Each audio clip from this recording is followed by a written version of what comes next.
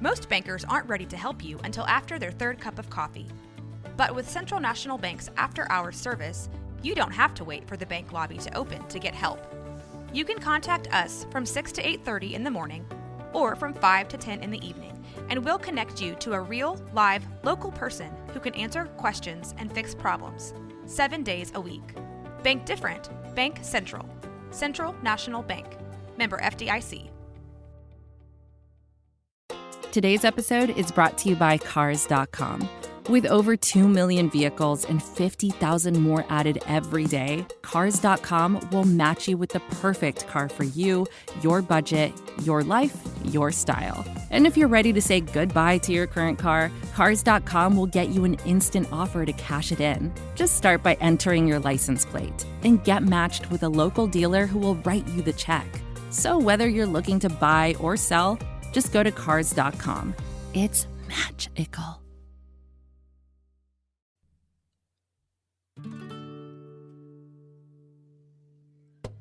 Welcome to Women's Hoops and Talks, the What podcast, where we are elevating the voice of women in basketball. I'm Tara. And I'm Cassidy. Thank you so much for listening today. We've got a great show coming up. We're going to catch up on the latest Trailblazer rumors. We're going to talk a little bit about things going around the league. And we have an amazing interview with Alexis Musante, the co-founder of TEAM Inc., the Tech Exposure and Access Through Mentoring program, which is fantastic. I'm in awe. So let's get started with an icebreaker. So in honor of our newest releases of Space Jam news kind of leaking, I was wondering if you could cast any NBA player in a role of any movie non-Space Jam related, who do you have playing what in what movie? Oh my God, there's so many possibilities. So I think I go to no matter, I need to see Evan Turner on the big screen, basically, is what this all boils down to. So I was trying to think of what would be like the best Evan Turner vehicle. And I thought maybe one of those movies where somebody's like stranded by themselves somewhere for a really long time. So it could just be like a one-man tour de force movie. So I was kind of thinking Evan Turner starring in 2001: A Space Odyssey, like him all alone on the space station. But then, I mean, that would be interesting. But then, like, the outfits in that aren't everything. So I decided that I would really love to see him in The Matrix. Oh, yeah. Wouldn't he be definitely so his good? Fashion sense, too. I feel like he'd love that. I would love to see him in some of those interrogation scenes, you know? Oh, my God. I think that would be so fun. This needs to happen. How about you? Okay, so I had two thoughts. But I think my second thought I'm going with, I want to see Robin Lopez star as Doc from Back to the Future. Oh, that's so good. Oh my God, he'd be so good at that one. Yeah, I want to see the over-the-topness. I want to see the bad jokes. I want to see it all. That is so good because, I mean, like the hair's obvious, but then when you like dig in a little bit farther, there's so many reasons that he would be so good at that, like you said. Because can you imagine him in like the giant jumpsuit? Like, so good. He'd be so good in the jumpsuit. Someone's going to have to need a lot of fabric to cover someone that tall in a jumpsuit. Yes. Oh my gosh. That was really fun. If anybody who is listening has any ideas, they should totally tweet at us their ideas because this could be really fun and it could get us through the rest of summer as we're waiting for basketball to start up again. There sure has been a lot going on. Yes. The NBA is a crazy thing in the off season. It really is. I mean, we kind of knew this was going to happen. We knew that almost half of the league was going to be up for free agency, but I think it surpassed my expectations. How about yours? Oh yeah, this is bonkers. I was gone for 1 week without any kind of internet access, and I came back to the Westbrook going to Houston situation, and then the Dame quote on top of it saying that one was for Seattle. So I feel like I missed an amazing week, but I came back to like a present on the internet. So. Yes, like a big giant box full of just wonderful things to just keep unpacking. Yes, absolutely. I was really surprised, and I don't know. A lot of people act like it's not surprising at all, but I was still surprised by the Westbrook to Chris Paul thing because I don't know if I'm just old fashioned or whatever, but I thought, of all the guys in the league who would be a most likely candidate to stay on a team forever, I thought Russ would be one of them, along with Damian Lillard, obviously. I just thought, I mean, he's not getting any younger. He's got a settled family in OKC. He's been everything for that franchise as long as he's been there. Mm-hmm. And then when they traded Paul George, everyone's like, that's it. Russell Westbrook is gone. And I was like, wait, why? And, I had a lot of people explain it to me. It's like, the team was going to need to rebuild and yada, yada, yada. I just didn't understand why they wouldn't want to have Russ be around for that rebuild. But instead they got Chris Paul. I just don't know if that's a better answer. And now, it sounded like people thought that he was going to be traded right away. But of course, there's no market for him anymore because half the league can't be traded anyway. And I don't know. It's just a weird situation. What did you think? I'm with you. I thought I kind of had a sense after the Paul George thing went down and then Westbrook's name was included in some of the trade talks that maybe that was the end of it. Maybe that was. And also, I think if I was Westbrook and I started hearing my name in trade talks and I wasn't too aware of it, I wouldn't be happy either with an organization that I kind of gave everything to. Mm-hmm. Yeah, I guess, it's definitely a rebuild year. I think Chris Paul got the short end of this stick when it comes down to it because he's going to a rebuild team. But, yeah. He gets to go play with Steven Adams. That's gonna be fun, right? Pair with the bright side. I know. What do you think the Harden-Russ fit is going to be like? I think it could be... I think either which way it's going to be entertaining. Yeah, I think that's a very diplomatic answer. Yes, I think no matter what happens, we will be entertained. Whether it is a disastrous entertainment or if it is just somehow a match made in heaven that I don't quite understand. So either which way, I think entertainment. How about you? I'm the same thing. I have no idea. This whole offseason has been this seems like the riskiest time of all to go to try to chase a ring right now. At the one time it's more wide open than it's ever been. But at the same time, that means that there's more people that have a chance to win it at the same time. So I don't know. It just seems risky to me. And, D'Antoni every year manages to get the most that he possibly can out of those. And I've read some articles about how that fit looks like it's going to work. And there's kind of, sort of a yin yang thing, like with the kind of the chaos of Russ and the, absolute like control of Harden, that Russ, running all over the place and, wrecking chaos all over the place will somehow be good for Harden. And, Harden's, stability and holding on to the ball will somehow work better for Russ because he can, wreak havoc in other ways. I don't know. I think everybody's in the same boat. And I think nobody knows what's going to happen. Yeah. Well, let's turn to the Blazers and talk about them for a little bit.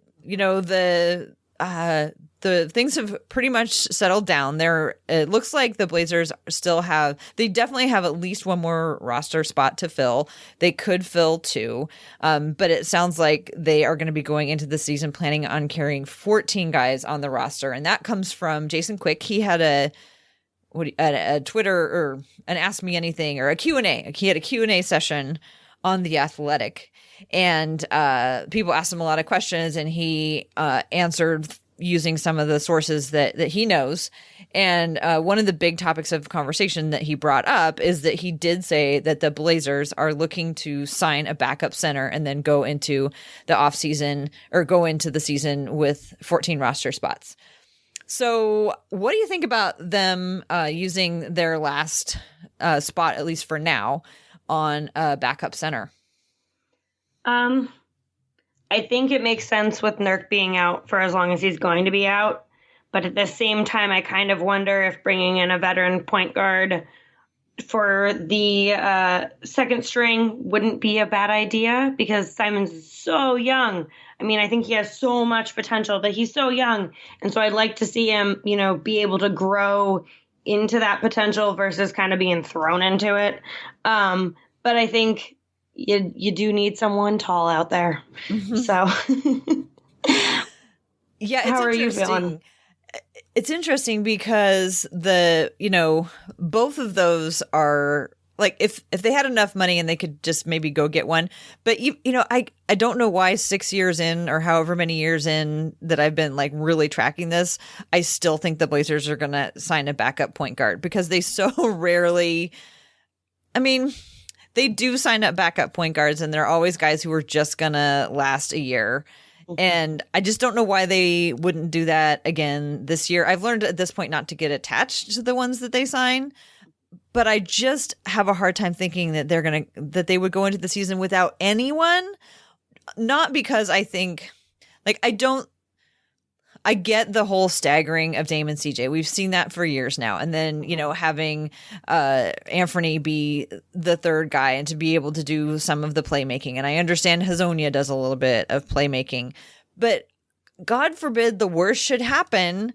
What are the Blazers going to do? Like, if Dame or CJ goes out for any length of time beyond just a few games here or there, I guess, I don't know if what they're thinking is they keep that final roster spot open. So if they do need to go fill that spot, they still have it.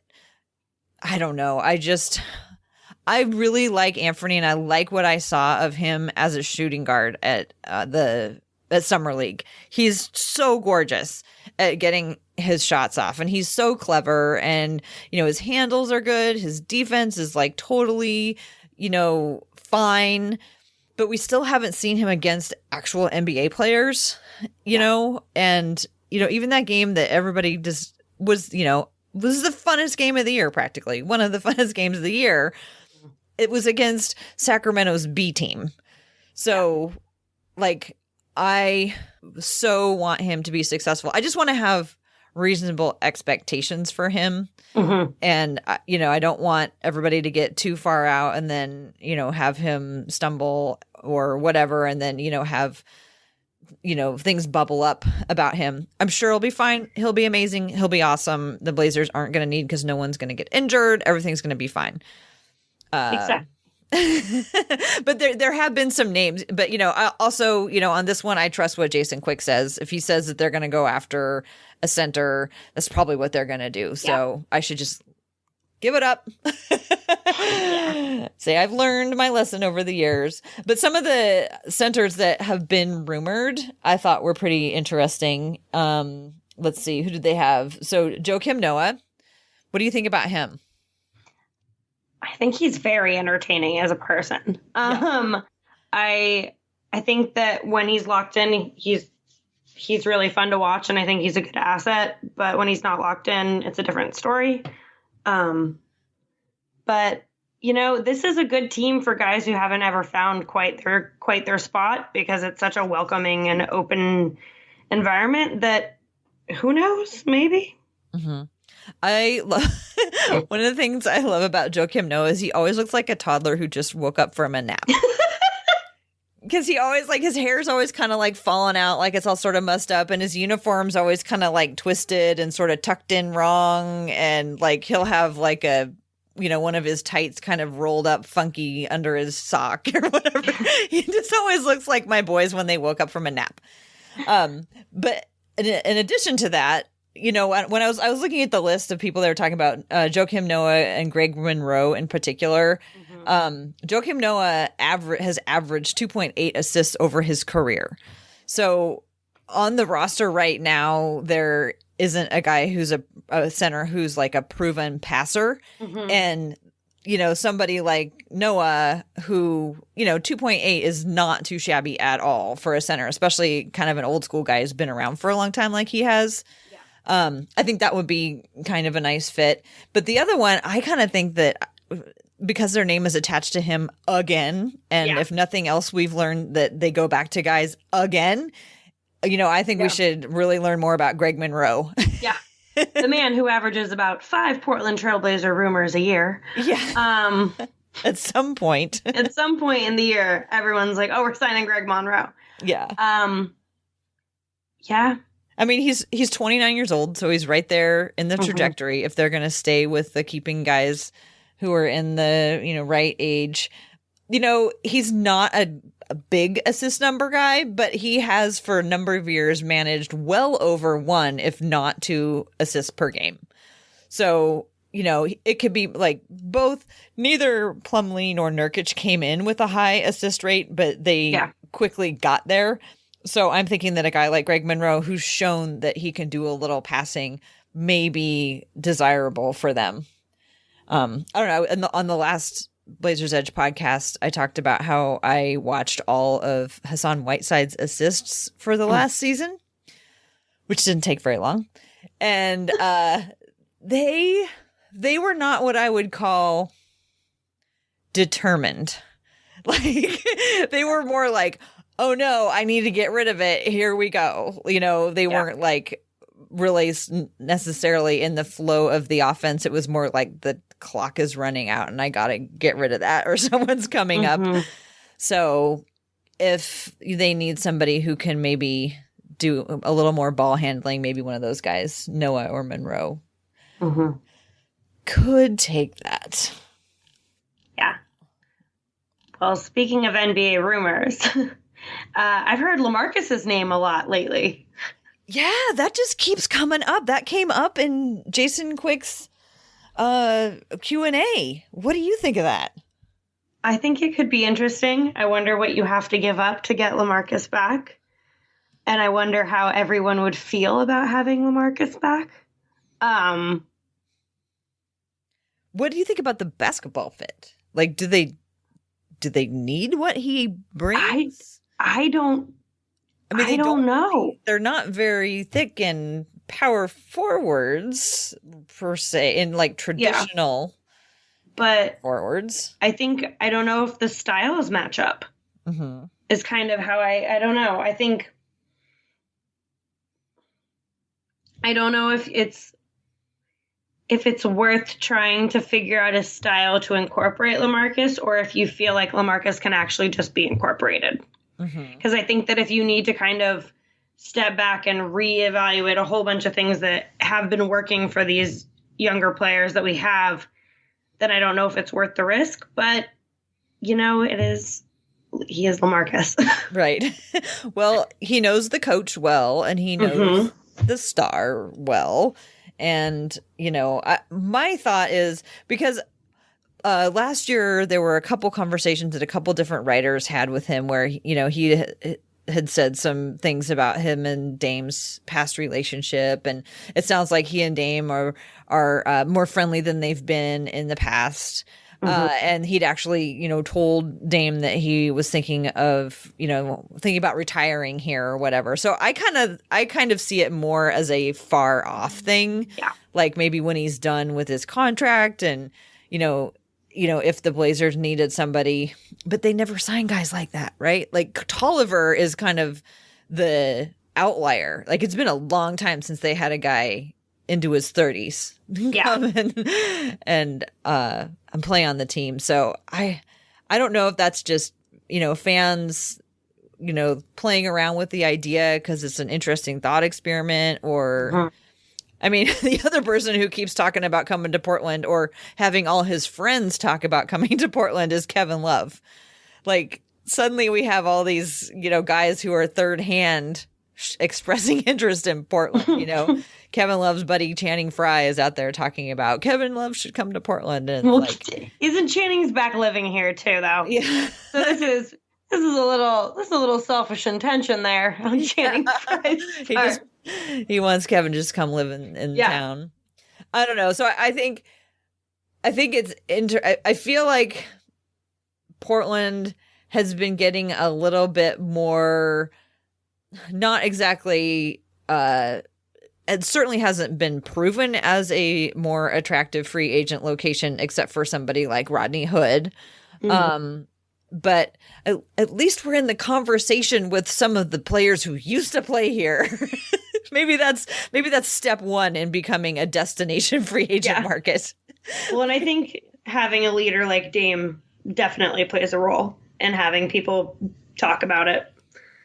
Yeah, right. I mean, I don't know. It's so interesting the way things have changed this summer. There's all these talks about the duos now. Like now we have all these superstar duo combinations. When we used to have super teams, now we have super duos. Yeah. So we've got LeBron and AD, Kawhi and Paul George, Kyrie and KD, Harden and Westbrook.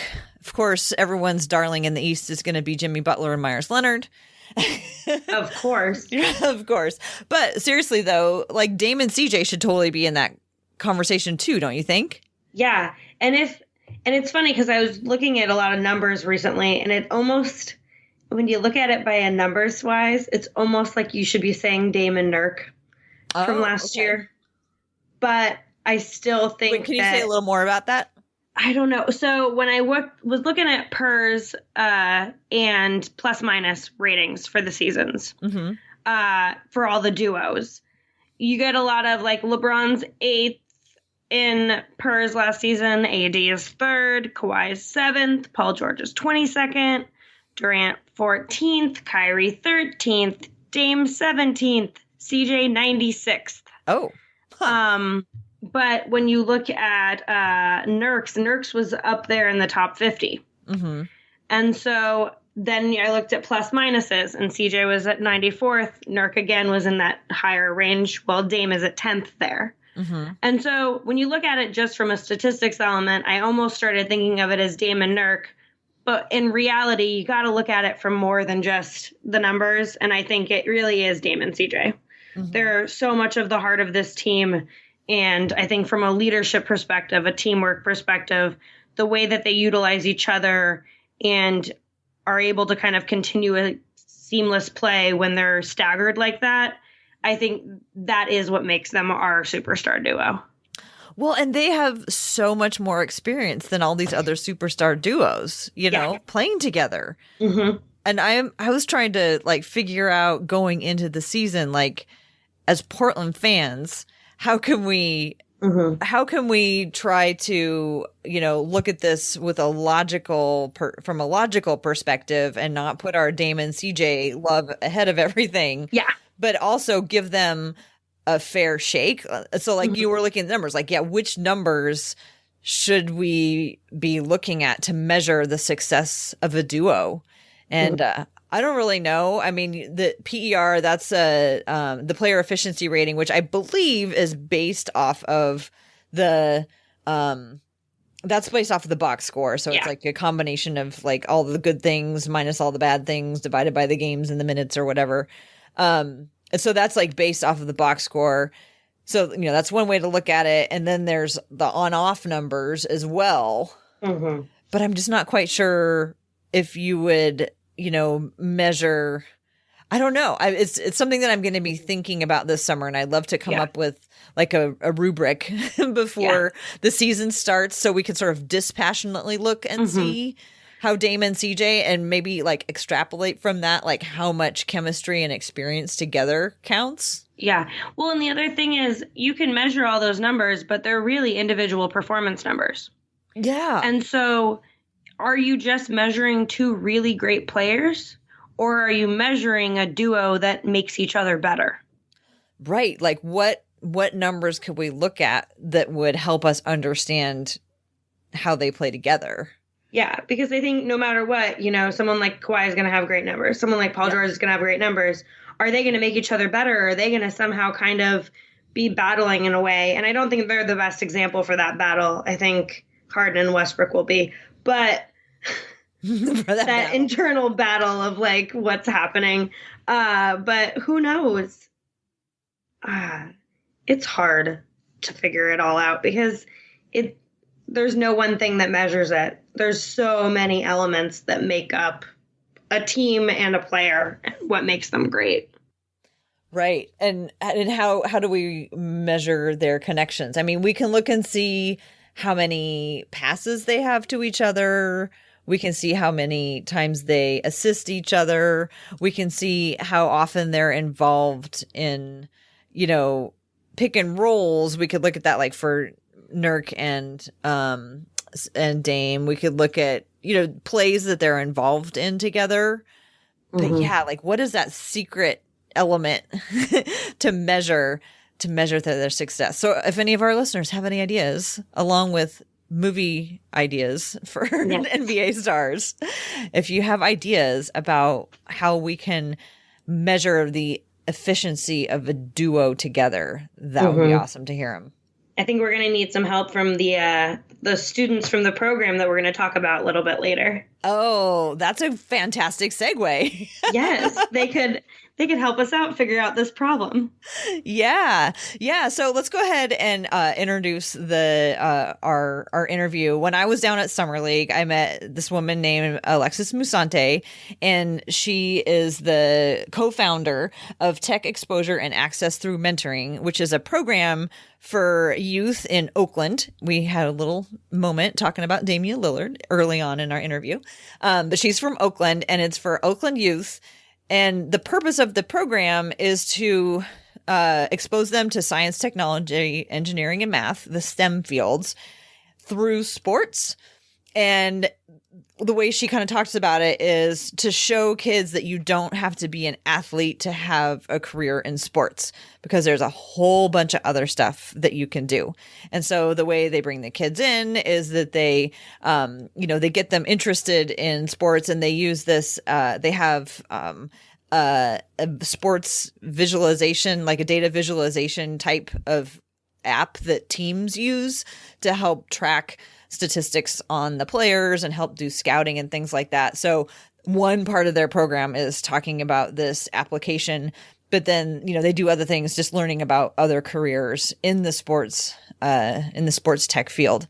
So I met Alexis down at Summer League. We had a great conversation, and it was really nice of her to talk to me because she had just spent like 72 hours with 15 teenagers.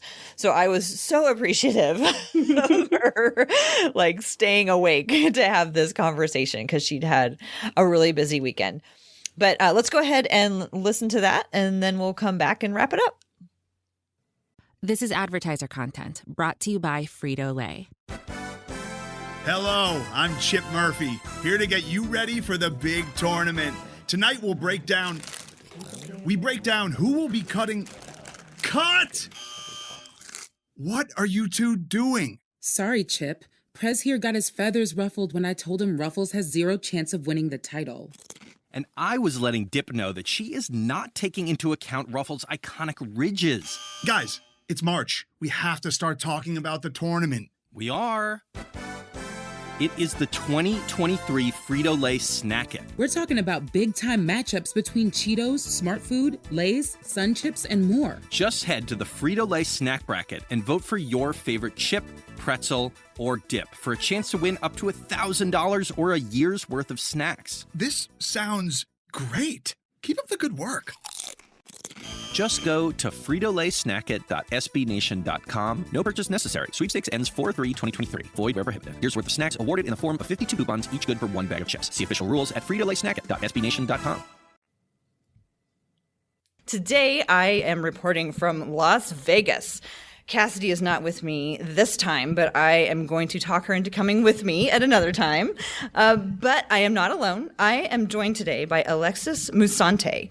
She's a collegiate basketball player and now co-founder of TEAM. TEAM stands for Tech Exposure and Access Through Mentoring. Alexis, welcome. Thank you. So happy to be here.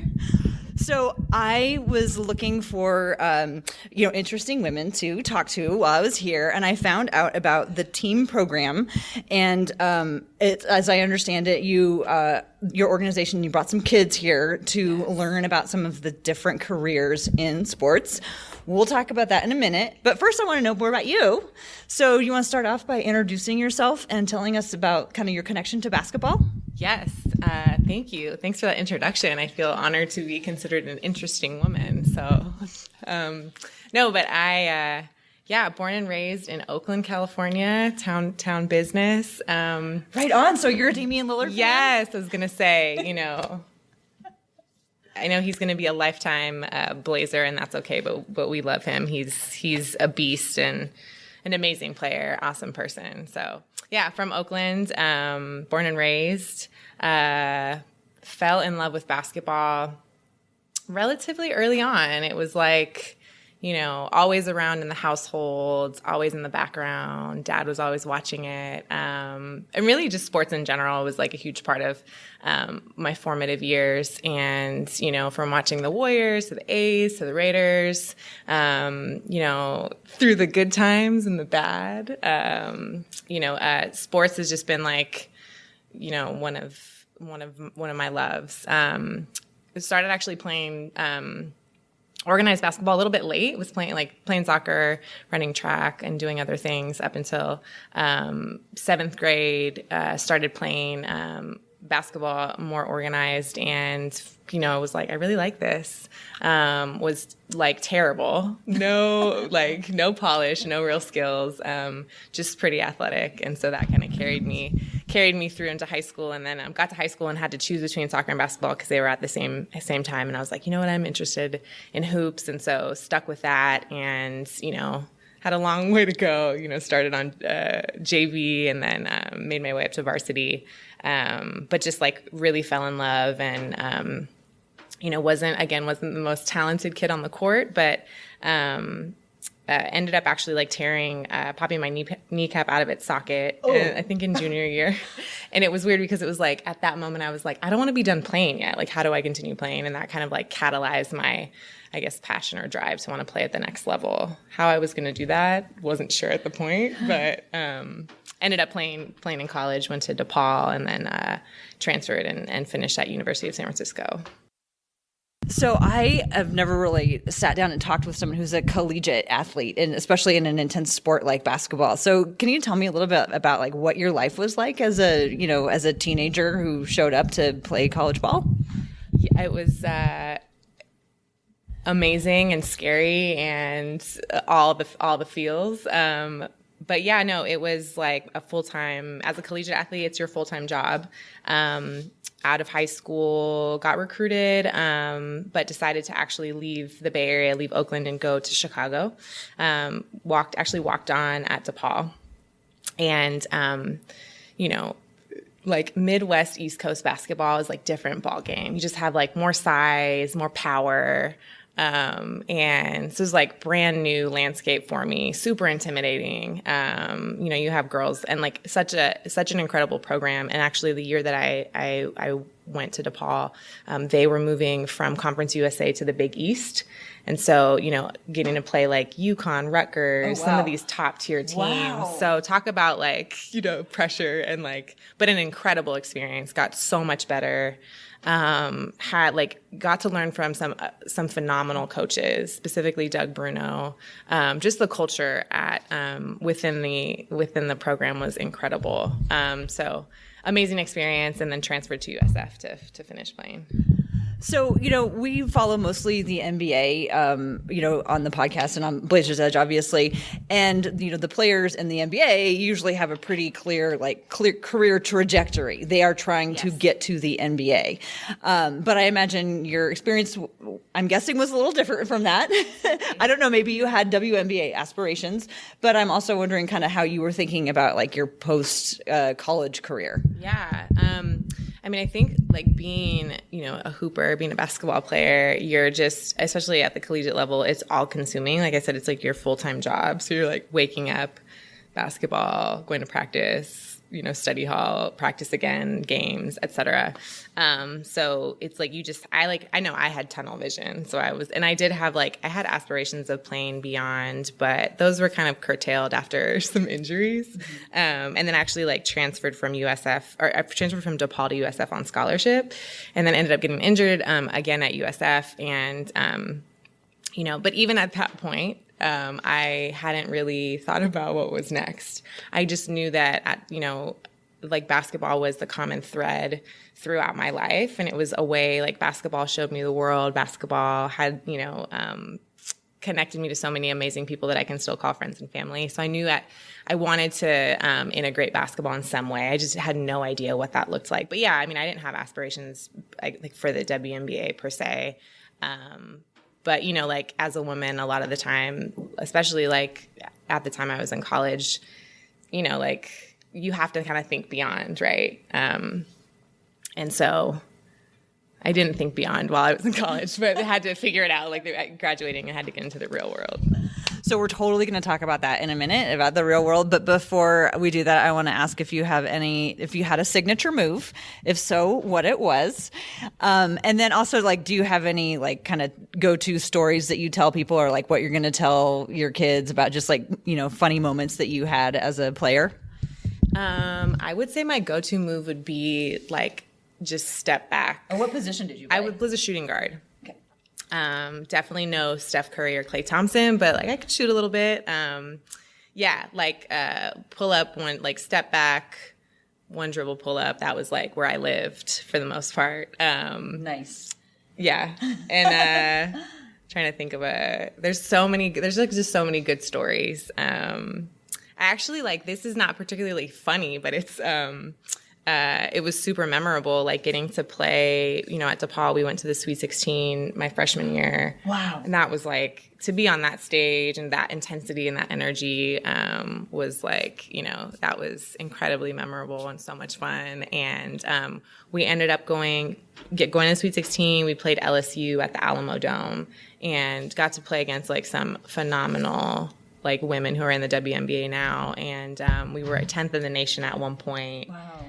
During that year. And everybody had like, you know, kind of pigeonholed us like, oh, you guys are coming from Conference USA. You're a mid-major team. You're not going to do shit in the Big East. And so just like having a chance to like prove everybody wrong. So that's wonderful memory I have.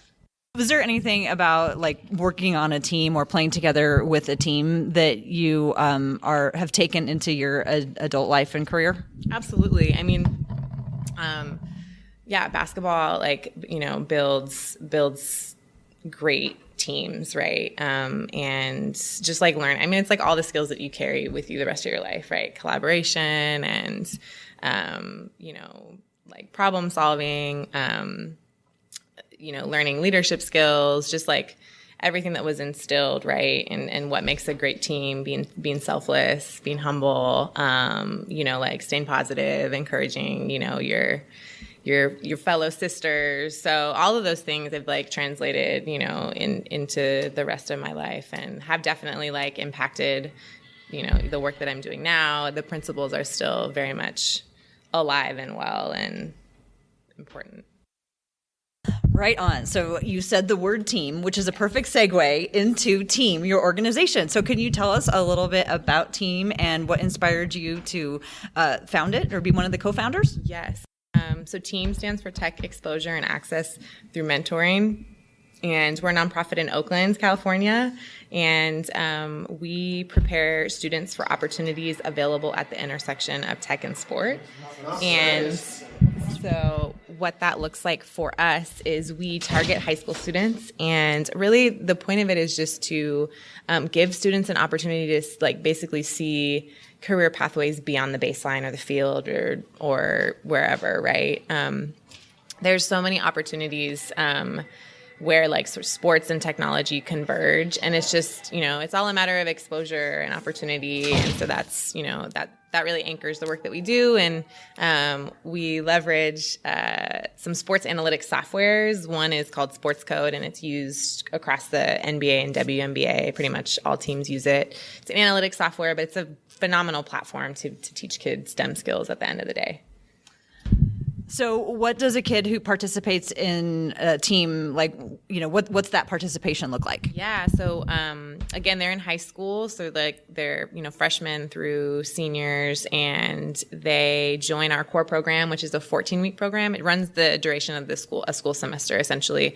They come to us it's once a week for 2 hours, and they jump in on a computer, which has the Sports Code software on it. And like immediately from day one, it's hands-on, it's all project-based. So they're learning learning, all the knowledge base of the software, how to use the software.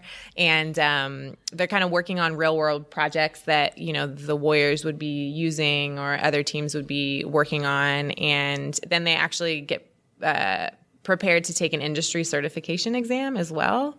Whoa, tell me about these industry, like there's sports analytics or just like in using the platform, or what's that? Yeah, so the company that actually owns the software right now, it's called Huddle. And so it's a sports code by Huddle, but they created just an exam to really codify the expertise that people have and people were learning using the software. And so we had the chance to actually offer that to our kids. And so that's kind of an awesome asset for them. It just gives them confidence, and then it also really gives them something tangible. They can put it on their resume. They can walk away and say, hey, I have this certification in this software, and legitimizes the work that they did in the classroom and helps them kind of build beyond what they did with us. And we can get into summer league. That is segue. Okay, this program sounds so amazing. I bet you there's listeners who want to get involved in it, who are like, I want to take that course. That sounds really cool. But I mean, you made a really great point that there are so many other jobs in basketball or in sports beyond just the court. And, right now STEM is on everybody's mind, and STEM and STEAM stand for science, technology, engineering, and math.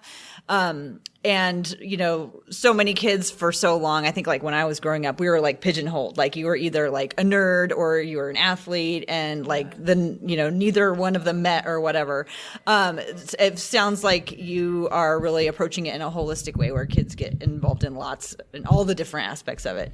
So tell me about what happened at Summer League this weekend. Yes. And to your point, it's really just meeting the students where they're at, right? They have certain interests, and it's just empowering them wherever their interests lie. A lot of kids like sports, and then a lot of kids like technology. So let's put it together and explore that.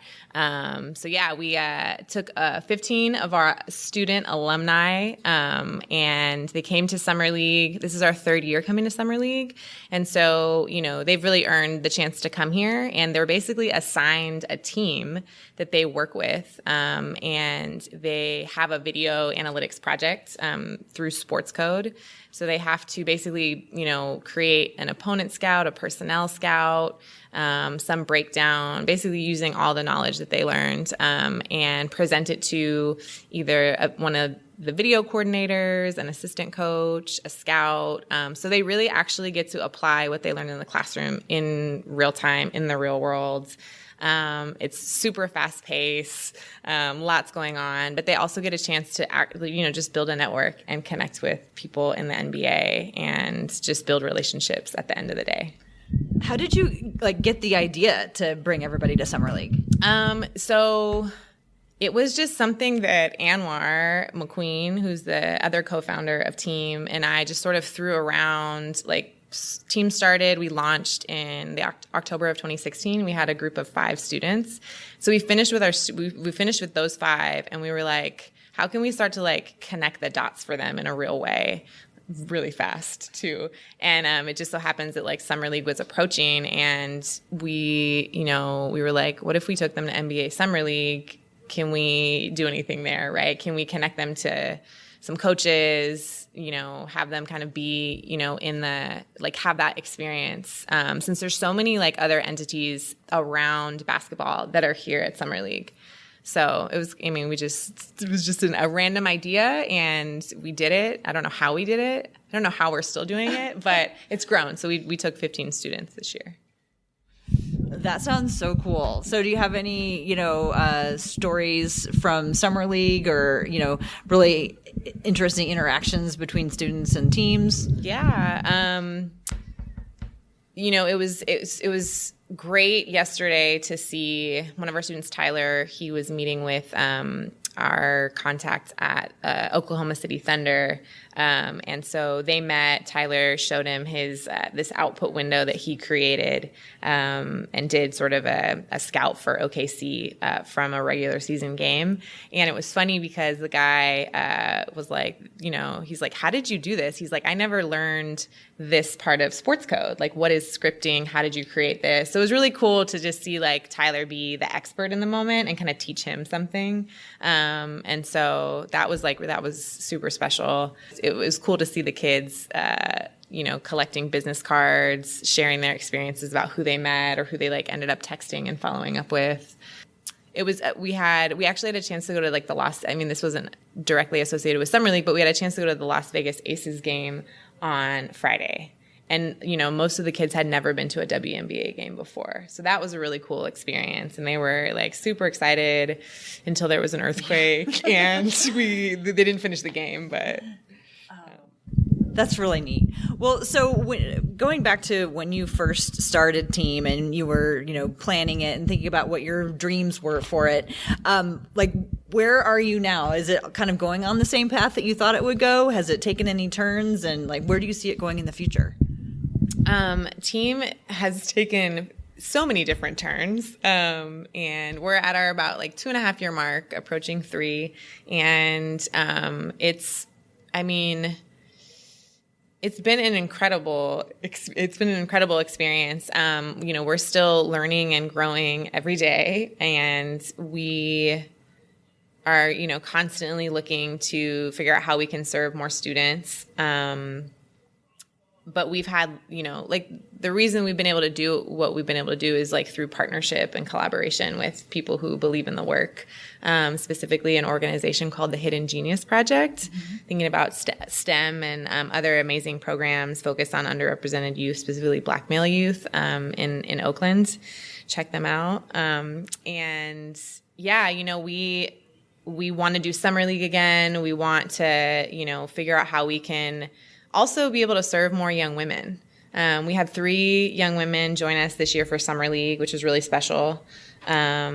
And so just kind of building upon that, we had a chance to actually connect with a former WNBA player who is now in the front office for the Las Vegas Aces. Her name's Rusha Brown. Cool. And she kind of kicked us off on Friday by just connecting with our kids, kind of sharing her story as a player, and then, a player to the business side and into the front office. And that was really special for the whole group. And just to have that component weaved into Summer League, but then just weaved into the organization and to the program. Because at the end of the day, we're focused on underrepresented, folks, and that includes women too. That's a big, catalyst for the reason that we're doing the work, and it's to continue to open doors and really ensure that, we all have the chance to be have a seat at the table or create our own table, or be in front office positions, be in executive leadership positions in the boardroom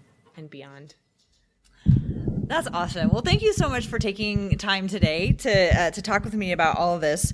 Can you tell people how they can find out more information about TEAM? Yes. So please check us out. Our website is www.weareteaminc.org. Our Instagram is @weareteaminc. Our Twitter is @weareteaminc as well. Check us out, follow us, reach out to us, join our team. Well, I know you must be exhausted after spending a whole weekend with a bunch of teenagers, so I'm going to let you go. Thank you so much for coming in today. I really, really appreciate it. Thanks, Alexis. Thank you. That will do it for us for this week's podcast. Subscribe to the Blazers Edge podcast on Apple Podcasts or wherever you get your podcasts. Send us email. We love email. hoopsandtalks@gmail.com.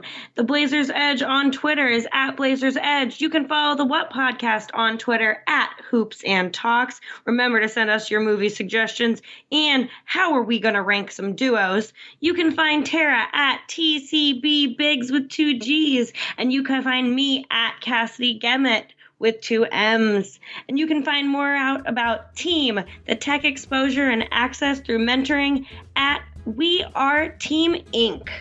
Thanks for listening. Until next time, go Blazers.